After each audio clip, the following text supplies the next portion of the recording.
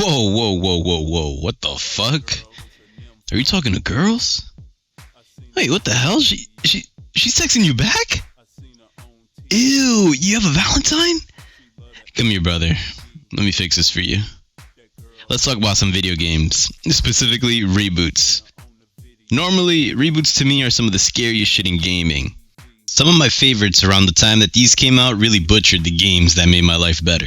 Devil May Cry became a game where we gotta match the colors and lose more combat options. I would count Metroid Other M as one due to it being the last one to come out in the series for some years afterwards as well.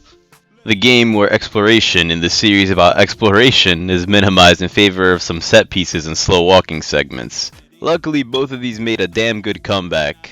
Still waiting on Prime 4 though, sadly. Other times, you get to witness actual death with reboots, like whatever the fuck they were smoking with Bomberman Act 0.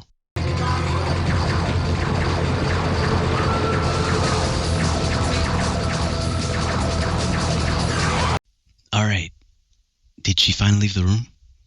Yeah? Nice, awesome. Alright, now we can talk about the good shit. Strap in, fellas. Reboots can sometimes bring a series back to life. I enjoyed the first Tomb Raider reboot quite a bit, and that's without watching any of the films. Doom came back with a fucking vengeance, and especially in Doom Eternal's case, it made me feel like I could have bench pressed the Twin Towers. Some really good shit. Both series seem to be going strong, and I expected this to be the case with my personal favorite reboot, but sadly it wasn't, and that would be Punch-Out Wii. All the reboots that we name dropped significantly changed something about the series whose name is being taken. Punch-Out Wii for the most part just stays to the basics, but I'll count it as a reboot since it takes up the same name as the first one. It's even still best played using the same controls as the NES Punch-Out by holding the Wii remote sideways, similar to an NES controller. What I love about the series is how much personality attempts to blend in through the gameplay. The gameplay can be broken up into an advanced game of Simon where pattern recognition is key. You dodge your attackers and hit them when they're vulnerable. The reason I say it's an advanced version of it is because there's all these extra bells and whistles added in there. It's possible to interrupt enemy attacks or get a couple extra hits in, depending on if you're hitting the face or body, stuff like that. You can't just start slugging willy-nilly since you have stamina which depletes when your punches get blocked or when you get hit. Stamina depletion can only be cured by dodging so you can finally get your licks back in. The personality comes from the guys you find yourself boxing against. To get a colorful cast of characters, they use the colorful cast of characters we have in real life. We've got to celebrate our differences.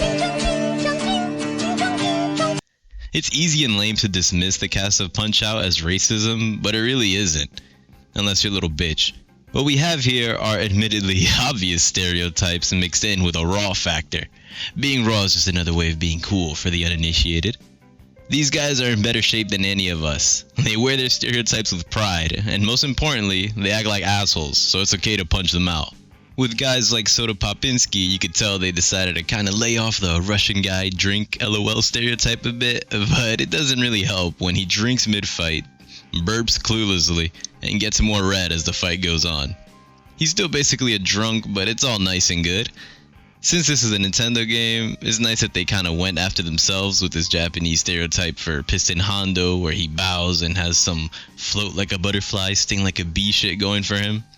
Glass Joe being French can't be overlooked as well. It's like they researched who loses the wars and found their tutorial guy. We also get to fight Drake.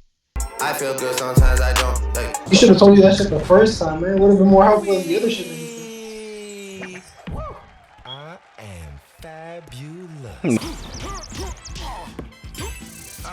Embarrassing. But no matter who you guys are looking at, just remember, these guys are all still assholes. To add to the personality, Punch-Out goes as far as to give every fighter their own set of sound effects. Aside from their voice clips, the wind-ups they all have and the sound cues for their strafing helps to add like a very unique feel to each fight in the game. I think it's Piston Hondo. Yo, why you beat the fuck out of here saying hi, bro? It's an attention to detail that really makes you feel like, damn, they really polished this game. But once your eyes dart past the two fighters on screen, the game's age sadly does show a bit. Some of the HUD looks a bit fucked, and the crowd is just unsettling. Maybe they were going for that, you know? You gotta have a little anxiety going in, like if everyone's watching you. No, never mind. Highly doubt it. I don't think they were going for all that. I kind of wish it didn't look like that, but hey, the important parts look really good. You probably got cheeseburgers and no subs. The base game is something that you could plow through in like an hour and some change, but that's only if you're going for, you know, just viewing the credits for the first time. I feel like it was made with this fear that Punch-Out may be too hard for some players since the Wii was very geared toward a casual market, but if the first rodeo was all we had, I don't think I'd remember this game all too much. The real fun begins once the credits roll. You are now the champ, and everyone wants their get back.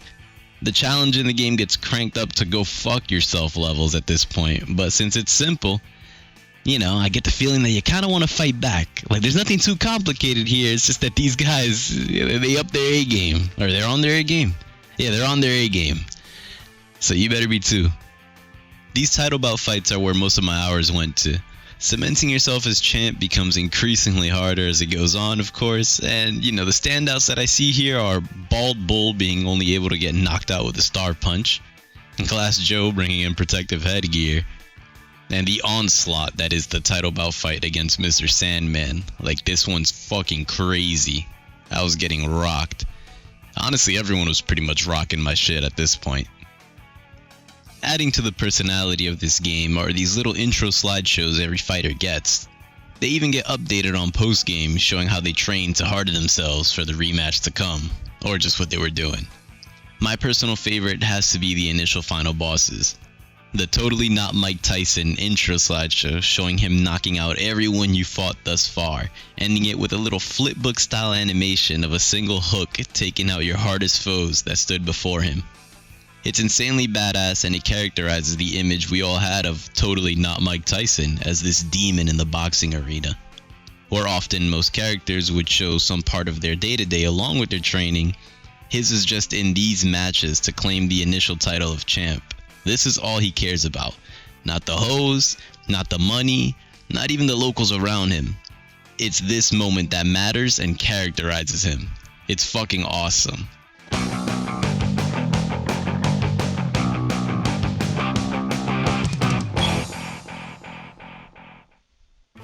The final onslaught on his rematch, as I said earlier, is also just insane.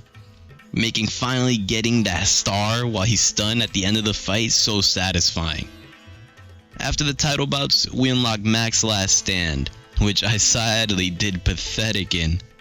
You only get 3 shots before your career is officially over and done with. I got invaded by fucking Donkey Kong and my mental was just fried at that point. I got absolutely rinsed. I hold the world's worst boxing record for sure. I don't know why they ever even let me hold a belt. Jesus Christ, look at this shit.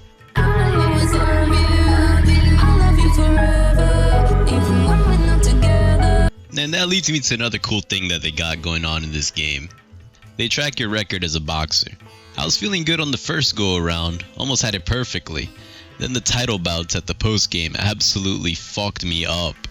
The hardest will be the last circuit, and damn, I swear I'm getting old because I remember this being far easier as a kid. Exhibition mode encourages you to master the fights in the game by giving the fights these challenges that you can tackle, squeezing some replayability out of it and letting you learn that yes, there are unique ways of taking out each opponent, and just several ways of sneaking a star out of them or just straight up one-hit KOing them. If you get into it, these are definitely the place to test your mettle. There's even a 2-player mode where Big Mac comes from. It's alright, I suppose. I don't really have anyone willing to play this shit with me. Something that this game does leave to be desired is the soundtrack. It tends to blend in, putting the character voice clips and the sound effects at the forefront.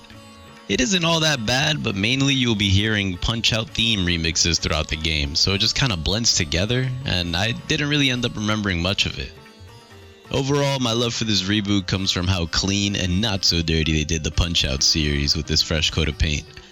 The personality that every fight is teaming with is still pretty damn impressive to me. The game is simple enough for anyone to play to this day, and the challenges ahead are well worth your time. It's rare for the series to be updated, and we are definitely due for another one. Shit, I'd play like an HD remaster of this for sure if that was ever on the table.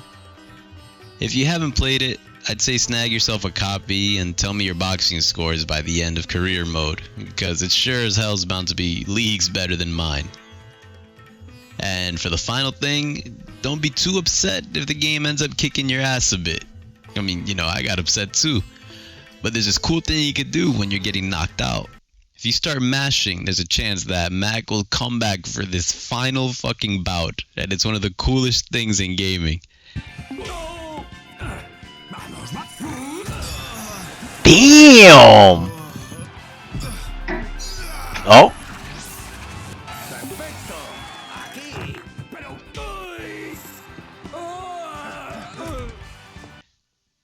Be like Mac.